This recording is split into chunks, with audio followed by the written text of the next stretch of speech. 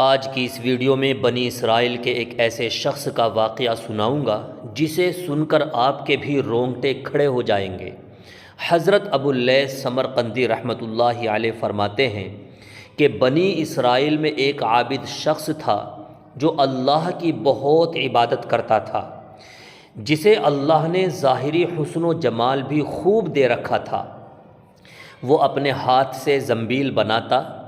زنبیل کہتے ہیں فقیر کا کاسا، یعنی فقیر کا پیالہ، جو سوکھے ہوئے کدو سے تیار کیا جاتا ہے، جسے آسان لفظوں میں یہ بھی کہا جا سکتا ہے سامان رکھنے کا تھیلا۔ تو یہ شخص زنبیل بناتا اور اسے فروخت کر کے زندگی بسر کرتا تھا۔ ایک دن وہ بادشاہ کے دروازے پر سے گزرا۔ بادشاہ کی بیوی کی خادمہ نے دیکھ لیا، جا کر ملکہ سے کہنے لگی کہ یہاں ایک آدمی ہے کہ ایسا حسین شخص کبھی دیکھنے میں نہیں آیا، زنبیل فروخت کرتا پھر رہا ہے۔ ملکہ نے باندی کو حکم دیا کہ اسے بلا کر لاؤ۔ اسے لایا گیا تو بس دیکھتے ہی ملکہ لٹو ہو گئی اور کہنے لگی زنبیلیں پھینک دو، اب ان کے فروخت کرنے کی کوئی ضرورت نہیں، اور باندی سے کہا کہ تیل اور خوشبو وغیرہ لاؤ، ہم اس سے اپنی خواہش پوری کریں گے۔ اور عابد سے کہنے لگی کہ اب تجھے زنبیل بیچنے کی ضرورت نہیں رہے گی۔ عابد بار بار انکار کرتا رہا۔ کہنے لگی کہ اگر تو یہ کام نہیں کرنا چاہتا تو اس کے بغیر یہاں سے باہر بھی نہیں جا سکتا، اور دروازے بند کرنے کا حکم دے دیا۔ عابد نے یہ حال دیکھا تو کہنے لگا کیا تمہارے محل کے اوپر کوئی ضرورت کی جگہ ہے؟ کہنے لگی ہاں۔ باندی کو حکم دیا کہ انہیں اوپر لے کر جاؤ۔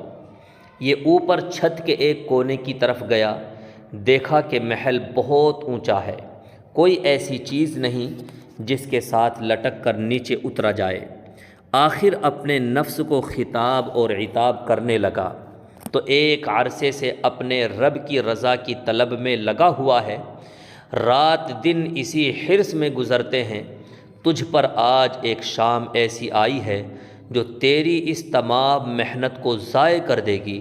واللہ تجھ سے بڑھ کر کوئی خائن نہ ہوگا اگر یہ شام تیرے اعمال کو فاسد کر گئی، آخر اللہ کو کیا منہ دکھائے گا۔ غرض اسی طرح اپنے آپ کو خطاب اور عتاب کرتا رہا۔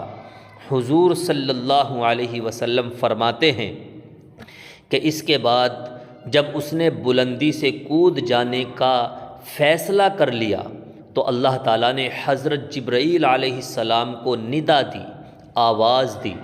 انہوں نے لبیک کہہ کر جواب دیا۔ ارشاد ہوا کہ میرا بندہ میری معصیت اور ناراضگی سے بچنے کے لیے جان کی بازی لگا رہا ہے، جا اپنے پروں سے اس کو تھام لے اور اسے ذرا بھی تکلیف نہ ہونے پائے۔ چنانچہ حضرت جبرائیل علیہ السلام نے اپنا پر پھیلایا، اسے پکڑ کر یوں زمین پر رکھ دیا جیسے ایک مہربان باپ اپنے بیٹے کو گود سے نیچے اتار کر کھڑا کر دیتا ہے۔ فرمایا کہ عابد یہاں سے سیدھا گھر گیا، زنبیلیں وغیرہ وہیں رہ گئی۔ سورج غروب ہو رہا تھا۔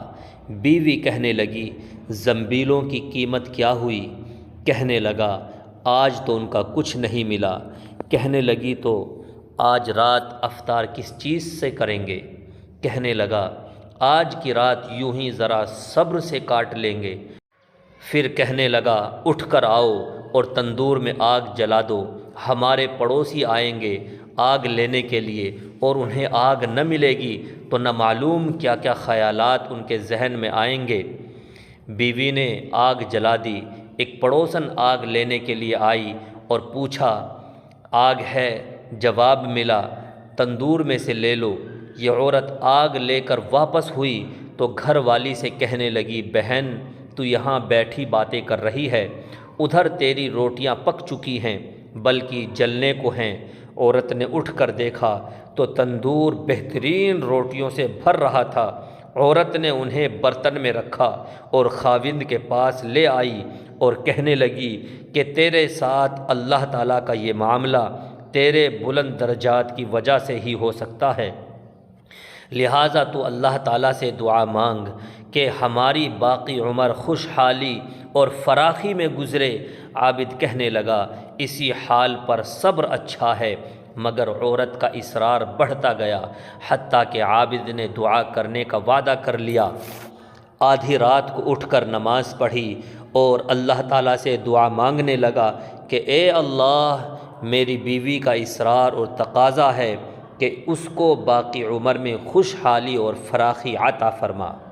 اتنے میں چھت پھٹ گئی، یاقوت اور موتیوں سے بھری ہوئی تشتری نیچے آئی، جس سے تمام گھر جگمگا اٹھا۔